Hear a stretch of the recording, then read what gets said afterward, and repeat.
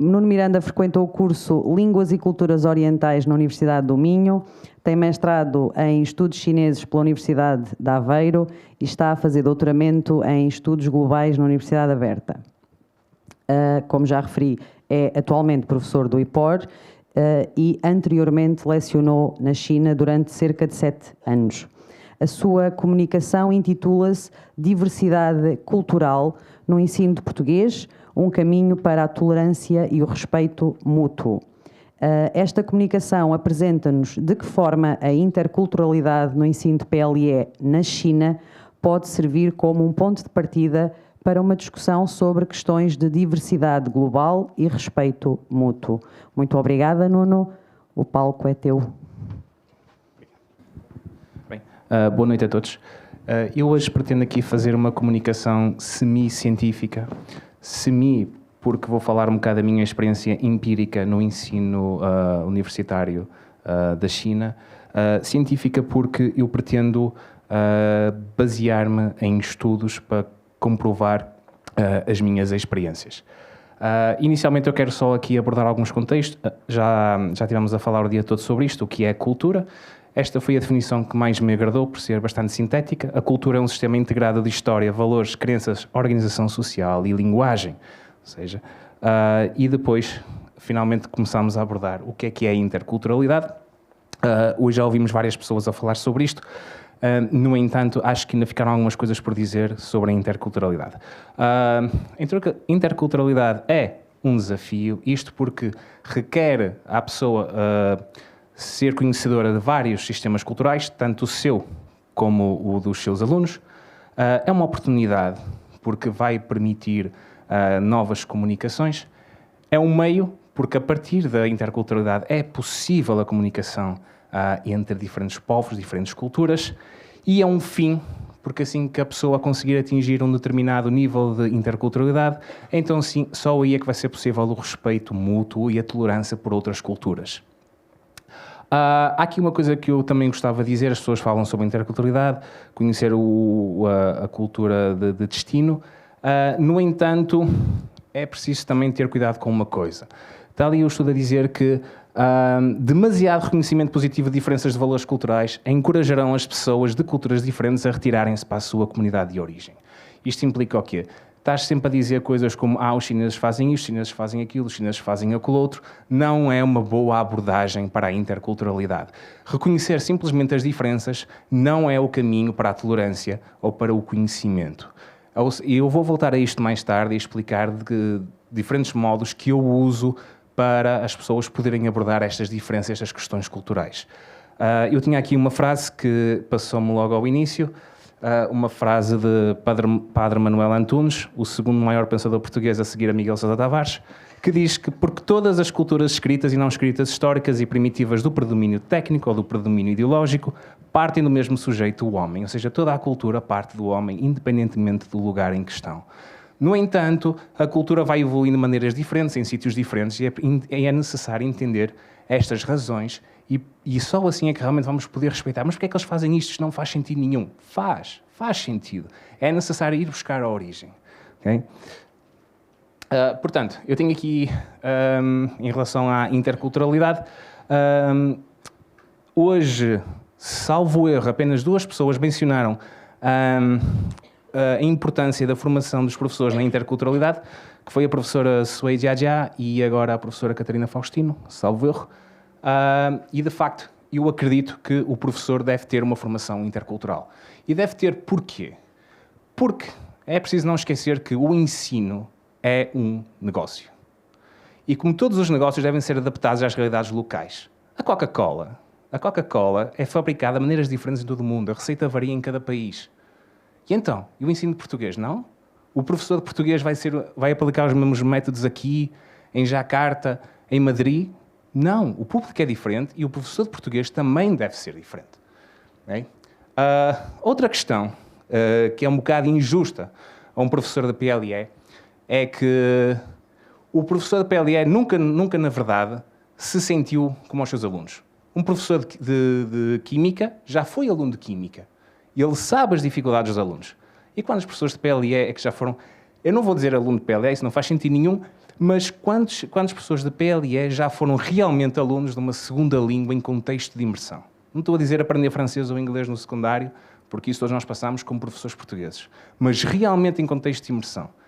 Quantos professores é que sabem qual é a dificuldade de estar num contexto com uma pessoa estranha, de uma cultura estranha, que está a falar para nós em que nós não entendemos nada? Não é? Há muito poucos, muito poucos.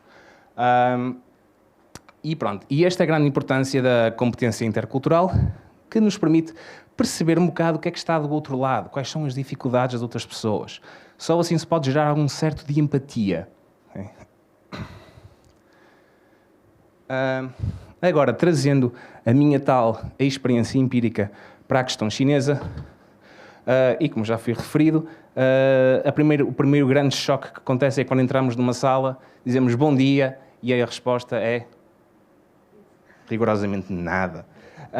E então existe uma certa apatia e nós não reparamos esse sistema apático aqui do ensino na China e que tem base no ensino confucionista. Eu não vou entrar aqui muito adentro disto, só tenho 20 minutos, mas resumidamente o ensino confucionista coloca o papel central sobre o professor. Daí a professora Catarina ter dito que o professor é suposto estar ali à frente, no púlpito, a falar para toda a gente e não é suposto estar a circular na sala, a misturar-se com a plebe. Não, nem pensar. Portanto, o lugar do professor é aqui à frente, fala alto e os alunos ouvem e são meros receptáculos de conhecimento. Têm um papel completamente passivo sobre o conhecimento, apenas o recebem. Não são estimulados a raciocinar sobre ele, a produzir algum tipo de conhecimento adicional ou uma discussão sobre o que estão a ouvir. Apenas têm que memorizar aquilo. É por isso que o ensino chinês é muito o ensino de língua estrangeira. O ensino de língua estrangeira é muito focado no vocabulário e na gramática. Ou seja, não é aplicado no sistema de conversação. Mesmo a parte da audição é praticado sim, mas muito pouco. E depois tem aqui alguns estudos que implicam certas adaptações que eu tive que fazer à aula. E tive que fazer a aula, habituando-me ao género de público que eu tinha. Se eu tenho um público que está habituado a trabalhar apenas gramática e vocabulário, eu não lhes posso, já de imediato, forçá-los em conversações. Okay? Porque isto vai gerar imensa ansiedade e, basicamente, eles acabam por não ter reação e aquilo entra um ciclo vicioso em que eles começam a ganhar uma certa... como é que se diz? Não gostam da língua. Aversão. Obrigado. Aversão à língua, não é? E isto é precisamente o que nós queremos evitar.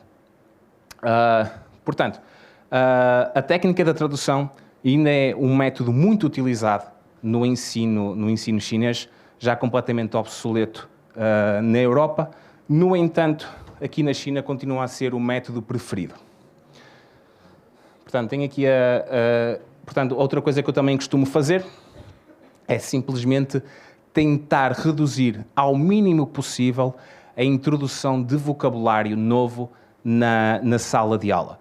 Se vamos aprender nacionalidades, assino-lhes apenas 4, 5 nacionalidades, o mínimo possível, apenas para trabalharmos com exercícios, não é? Trabalhamos a flexão de género, a flexão do masculino-feminino, peço desculpa, a flexão do singular-plural, e ficamos por aí. Eu não tenho que lhes ensinar 60 países diferentes para poder fazê-lo. Bastam-me 5, reduzir ao mínimo.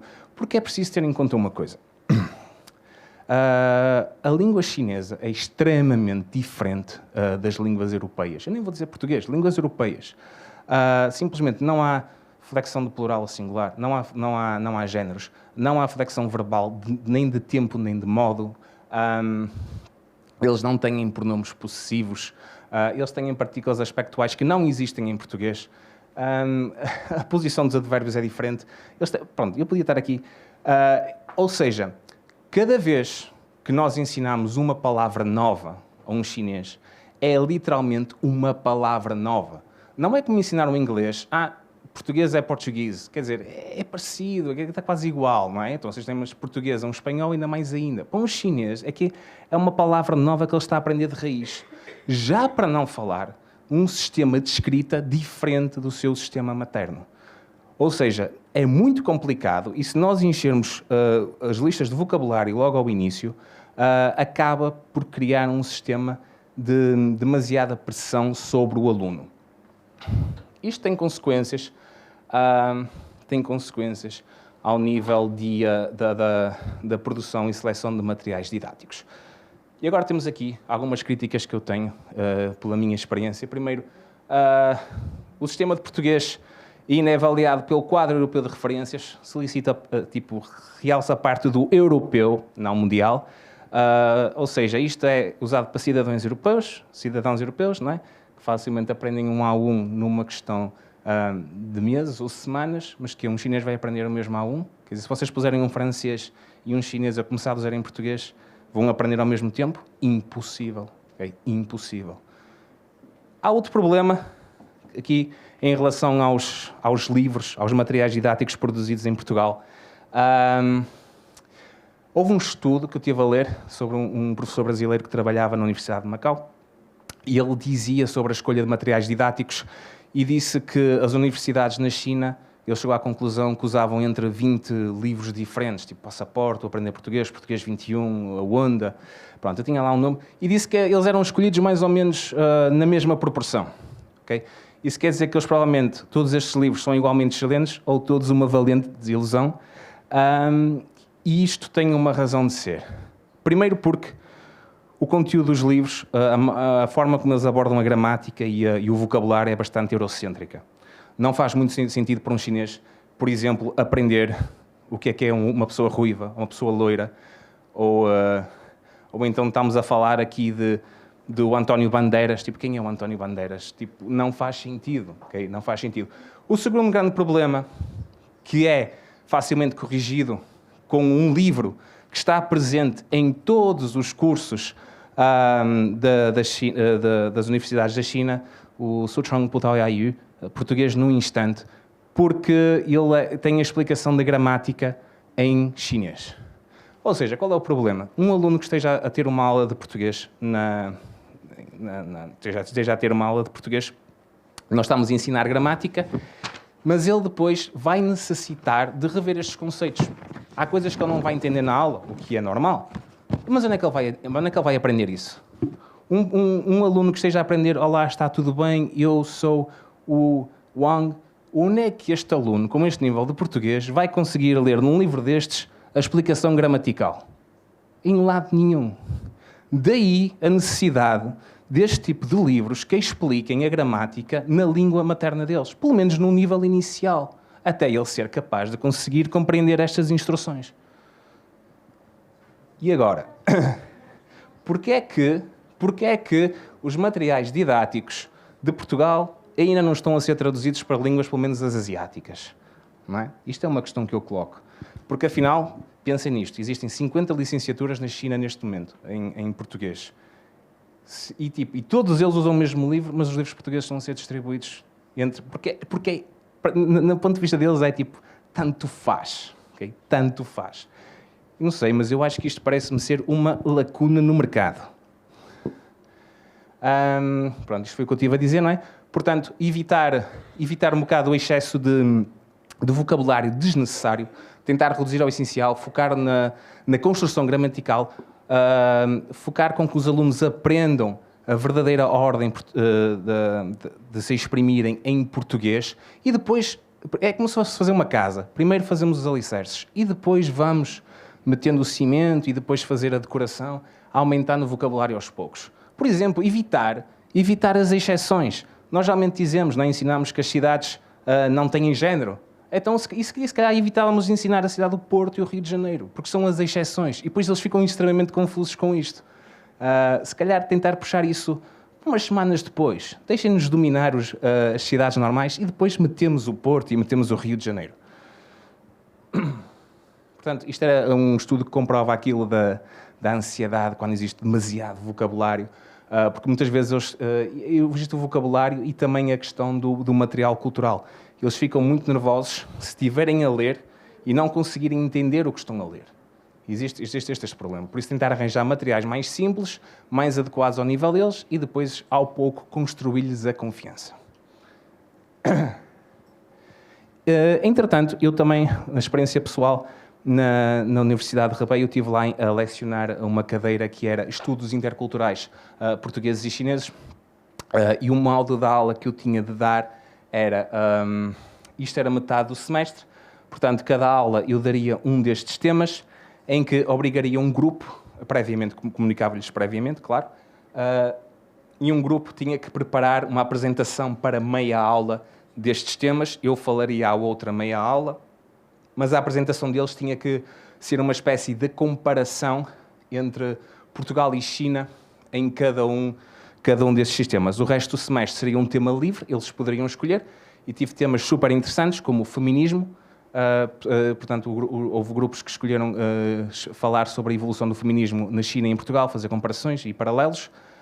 Tive outros que falam sobre a arquitetura, foi super interessante. Eles foram buscar as diferentes arquiteturas de Portugal, por exemplo, as diferenças do facto do sul de Portugal ter as casas mais brancas, explicaram porque tem a origem mais islâmica, tipo, para tentar refletir a luz, para as casas ficarem mais frescas. Tentar perceber porque é que as coisas são assim. Por exemplo, aqui na aula de gastronomia, se calhar vocês estão a pensar, eu fui lá falar de bacalhau à Brás, papas de sarrabulho. Não, eu quase não falei de comidas portuguesas. Eu foi tentar justificar, através de gráficos e estudos, por exemplo, tinha um gráfico em que dizia a quantidade de carne e que tipo de carne era comido na China e em Portugal.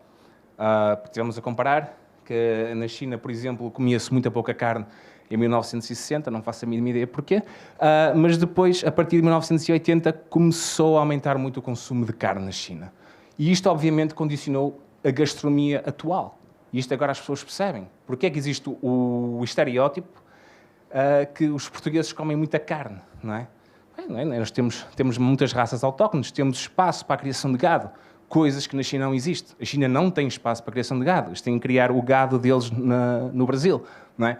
Portanto, isto é tudo uma coisa que justifica e faz com que as pessoas percebam porque é que os portugueses comem o que comem e porque é que os chineses comem o que comem.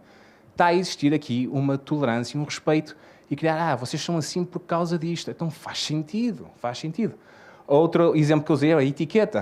Foi hoje a professora Rosa Bizarro falou do passou bem. Eu literalmente passei meia aula a dar passou bens às pessoas, a ensinar como é que se dá um bom passou bem.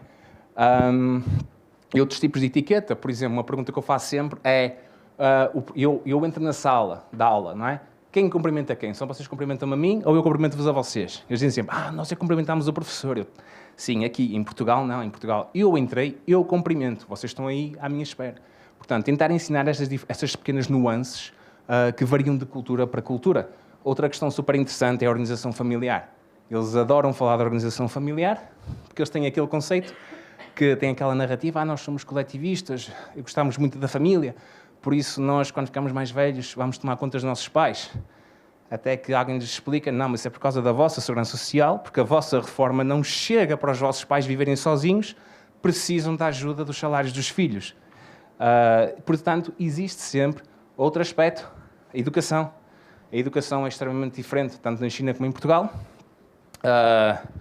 Agora temos a falar, não é? Tipo, os alunos mais pequenitos, desde que entram no primeiro ano, até ao 12º, a pressão é enorme. Não é? Os alunos entram nas aulas tipo às 7 da manhã, saem às 6, vão para a escola do inglês, chegam a casa às 9, fazem os trabalhos de casa até às 11, vão dormir e voltam outra vez. Não é? Enquanto que em Portugal não, a pressão vai crescendo devagarinho, não é? Tipo, nós até ao 8º ano estamos a brincar, o secundário já é assim mais ou menos a sério, pois a universidade é que pesa, não é? Na China é um bocado ao contrário, entras na universidade finalmente é para brincar, porque já estou na universidade, não é? Entro na Tsinghua, não interessa, já estou na Tsinghua, isto agora, porque isso tem um bocado a ver com o mercado de trabalho, porque depois é decidido através de onde é que as pessoas acabam a universidade, não importa se teve média de 15, média de 13, qual é o curso, o que importa é a universidade em que se entrou, por isso trabalha-se até entrar na universidade e depois na universidade finalmente podemos descansar, que é completamente oposto a Portugal. Outra questão também podemos falar, que gosto de falar muito, tabus, coisas que não se pode falar. Em Portugal, por exemplo, falar sobre dinheiro em Portugal é horrível, não é? Nunca se pergunta quanto é que tu ganhas ou evitar ao máximo tocar no assunto de dinheiro. No entanto, no outro dia eu estava num restaurante na China, tinha lá o cozinheiro que falava bem comigo, dizia, tu, quanto é que ganhas?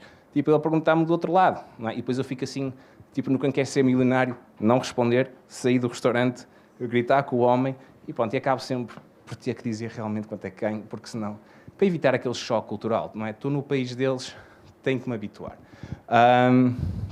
Mas pronto, isto tudo para que existem várias questões que podem ser abordadas sobre a interculturalidade, tentar justificar as origens das diferenças, não só dizer quais são as diferenças, mas justificar as origens, de modo a poder construir uma tolerância mútua.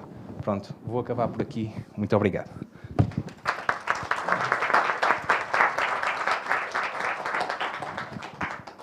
Obrigada, Nuno. Alguma pergunta? Algum comentário? Ai, desculpe. Sim, obrigado. Obrigado, professor, pela sua apresentação. Eu faço aqui só um comentário para defender uma das minhas damas, e que são os referenciais. Eu concordo com muitas das observações que fez, discordo absolutamente da observação que fez em relação ao quadro europeu de referência.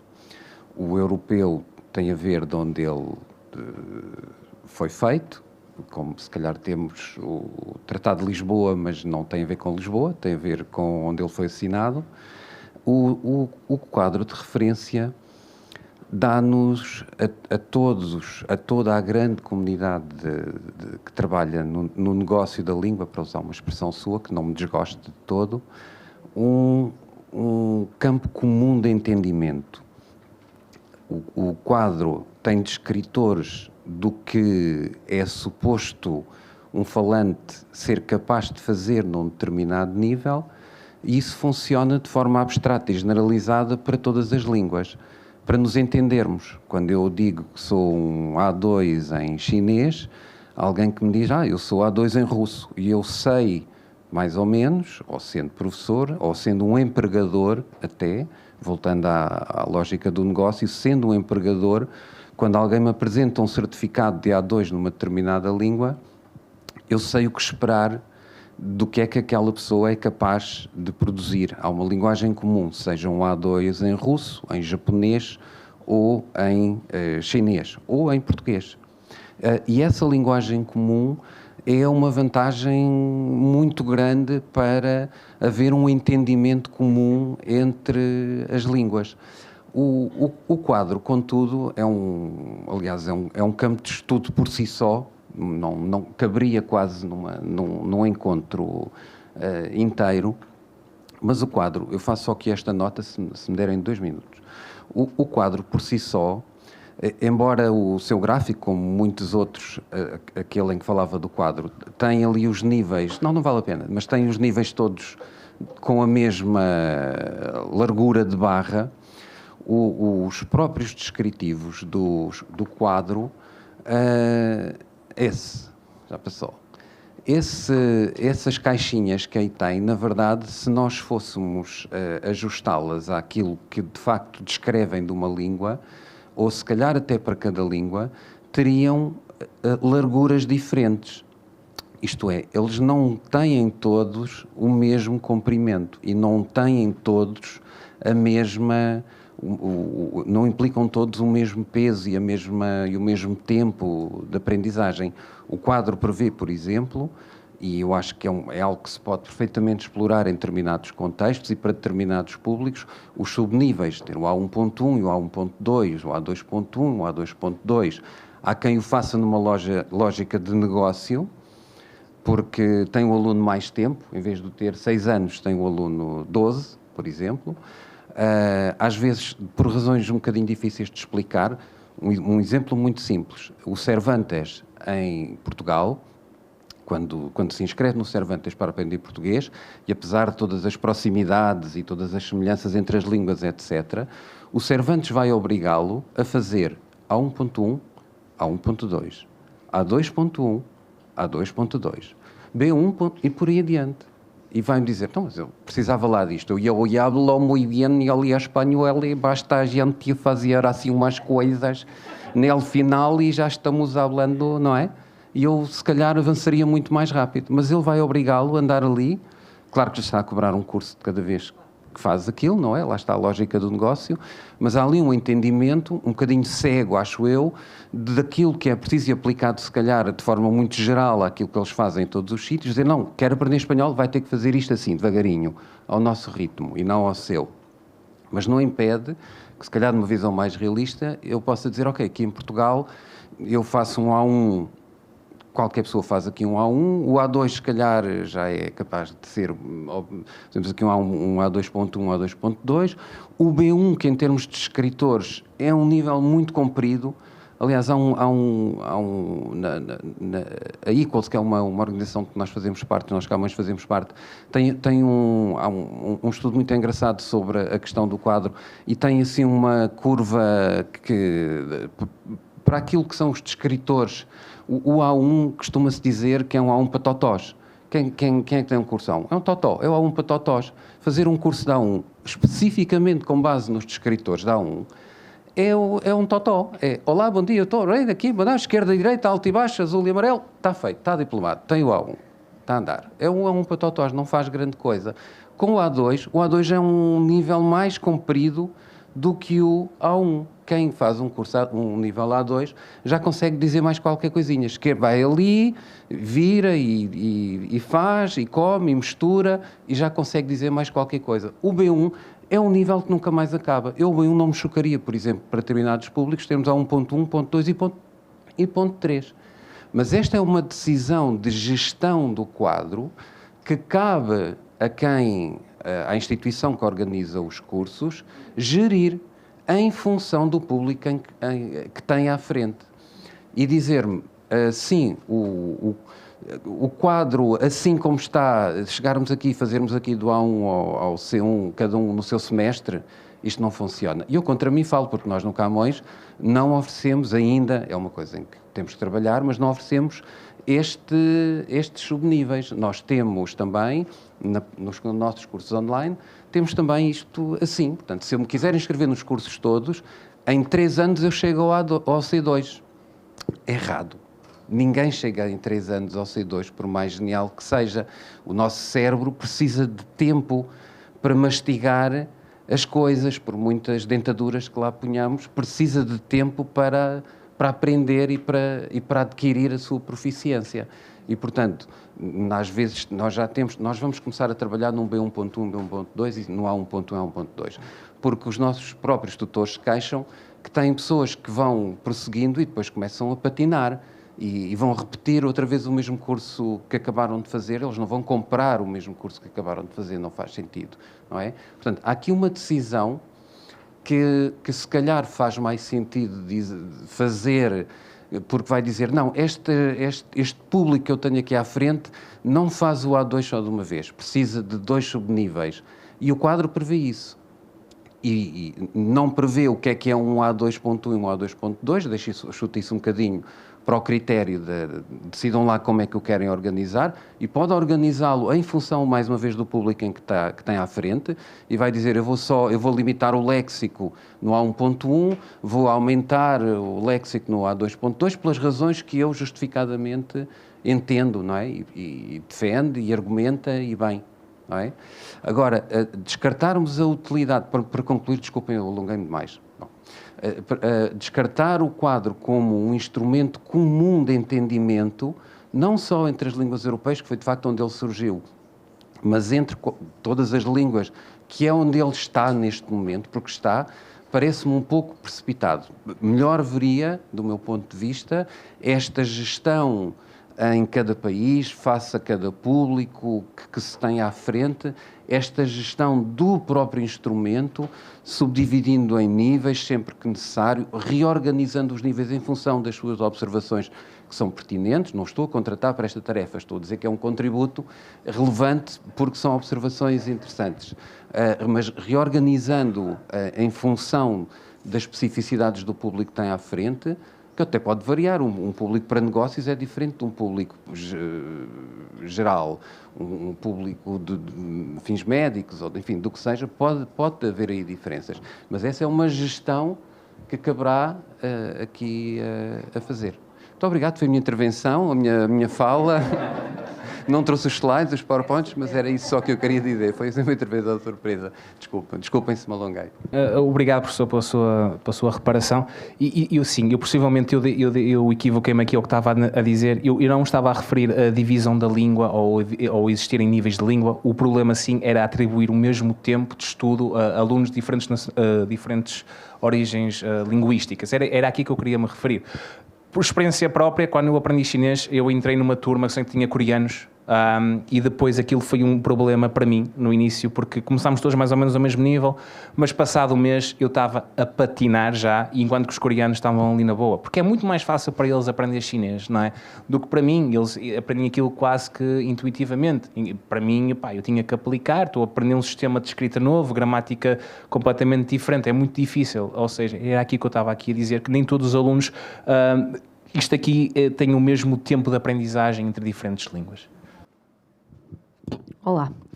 Um bocado no seguimento do que dizia o Dr.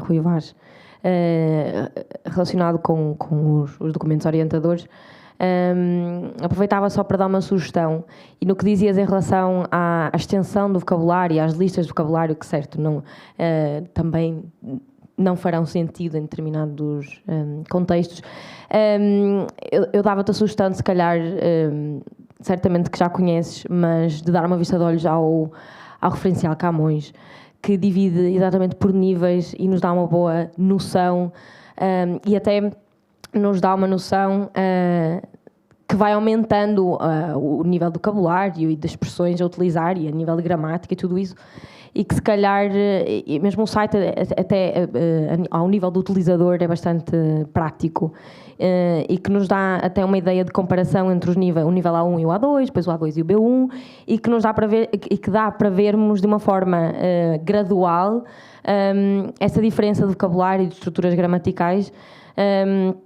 e que realmente é isso que nos dá, que é um vocabulário ou uma lista de vocabulário muito mais simples no nível A1 e que vai aumentando, não é? Consoante os níveis vão aumentando. Pronto, é uma sugestão. Em relação à adoção de manuais na China, não sei como é que é o contexto na China, só conheço o contexto de Macau e, de certa maneira, concordo com o que dizes do uso de determinados manuais, se calhar por outros motivos e não tanto pelo vocabulário. Enfim, dava pano para mangas, mas o que eu quero dizer é que, de certa forma, eu concordo contigo, mas porque eu também não concordo com alguns temas dos manuais, e que eu entendo que muitas vezes é difícil que os alunos locais, como estão tão afastados da realidade europeia, não é? Porque muitas vezes não têm qualquer contacto com Portugal, nomeadamente, não é? Que às vezes a forma como os temas estão abordados, especialmente no passaporte, que é o que tens aí, não é? Que se calhar dificulta um bocado o processo, especialmente se o professor se cingir só ao uso do manual. Depois, em relação aos que mostras do outro lado, não é? Em que há a tradução para o chinês das explicações gramaticais, eu vou concordar com o uso desses materiais, se calhar em níveis mais avançados. Eu acho que em níveis iniciais, se pretendemos uma abordagem comunicativa, se calhar não faz tanto sentido, mas cá também pode ser uma opinião muito pessoal. E pronto, é isso. Pronto, mas isso foi exatamente aquilo que eu estive a tentar falar, que uma abordagem comunicativa no início, no contexto chinês, é péssima. Pelos estudos que eu estive a mostrar, vais colocar imensa pressão nos alunos que não estão habituados a comunicar e tu vais pô-los a comunicar. Daí eu estar a defender que esta abordagem deve ser um bocado mais gradual. Vamos começar pela leitura conjunta, geralmente é o que eu faço. Vamos todos ler juntos. Passado umas semanas, meto as pessoas a lerem sozinhas, e depois, se calhar, eventualmente a responder a perguntas, e só depois é que vamos começar a produção oral. Até lá, já muita água correu debaixo da ponte. E daí eu preferir então o uso deste, se me for dada a liberdade para trabalhar com alunos chineses, eu vou começar sempre com este livro. Porque se pegares, os textos são super curtos e depois a gramática progride ao nível que eu acho adequado ao ensino de chinês. Estes livros às vezes são feitos por portugueses e o que acontece é que às vezes entram lá construções verbais que não deviam estar lá, que são mais avançadas, tipo, às vezes estão lá conjuntivos perdidos ou infinitivos pessoais e os alunos ficam super confusos, entram em parafuso com aquilo e tu tens que explicar o que é que aquilo significa. Estes livros são muito mais cuidados, com frases mais curtas, que de facto eles conseguem aprender a construção gramatical básica para fazer as frases corretamente, e depois vamos então introduzindo estes livros portugueses mais nativos, em que eles vão começar a adaptar essas estruturas gramaticais básicas a coisas mais complexas e a falar mais como um nativo. Pelo menos essa é a minha lógica. É o que eu tenho encontrado na literatura sobre ensino de línguas, não PLA, mas ensino de língua estrangeira em sociedades confucionistas, as in China, Coreia e Japão, que é aplicado desta forma, que é muito difícil. Ou seja, chegar a... Porque assim, em Macau, eu agora pronto, estou a trabalhar aqui em Macau e já tenho tenho cerca de 4 meses de experiência a ensinar alunos macaenses. Existe uma grande diferença com os alunos da mainland, que é os alunos macaenses têm muito contacto, mesmo que não sabem português, eles têm muito contacto com o ensino de inglês desde pequeninos, em contextos de imersão. Ou seja, para eles chegarem à minha aula e comunicarem é uma coisa que já lhes é mais ou menos natural. Muito diferente do mainlander, que nunca na vida viu um estrangeiro ou falou com um estrangeiro e não está habituado a falar nas aulas. Eles têm inglês desde pequenos, mas eles não conseguem dizer uma palavra de inglês, porque eles simplesmente só ouvem, escrevem e nunca falam. Não estão habituados a comunicar. E tu, a metê-los a comunicar, é como traz um peixe e obrigá-lo a subir à árvore. Não vais conseguir. Okay? Tens que o ensinar, tipo, devagarinho, a comunicar. Isto é um bocado diferente em contexto de, por exemplo, estiveres a ensinar uma licenciatura, os alunos já sabem para o que é que vão, licenciatura de português, os alunos já sabem para o que é que vão, já estão um bocado mais preparados, que sabem que vão ter que falar, que vão ter que não sei o quê, mas outros contextos, por exemplo, de cursos livres ou dar a cadeira de português num curso aleatório de turismo, é um bocado diferente. Os alunos não estão à espera disto. Por isso é que tinha aqui um estudo que dizia que os alunos aprendentes de uma língua nova, estrangeira, no seu nível inicial, só querem professores chineses. Aqui, por acaso, o estudo era de Japão. Os japoneses só querem professores japoneses da língua estrangeira, porque eles querem aprender a gramática. E só depois de eles aprenderem a gramática é que eles vão procurar professores estrangeiros para poderem comunicar com eles. Porque eles não se sentem à vontade de início com um professor estrangeiro. Tínhamos há um bocado aqui a falar a professora Zhang Hanzi, e ela disse que ela ensinava o 1º e o 4º ano. E ensina o 1º ano porquê? Porque ela é chinesa. Os leitores chineses que lá estão não ensinam no 1º ano, ensinam a partir do 2º, 3º e do 4º para treinar a oralidade. Mas porque os níveis iniciais na China são sempre ensinados por chineses. Okay? E isto é o que eles estão habituados. E estamos a falar de públicos com 18 anos, ou seja, não são criancinhas que são mais fáceis de moldar, já vêm com os seus valores instituídos. Ok? Já me alonguei. Muito obrigada, Nuno.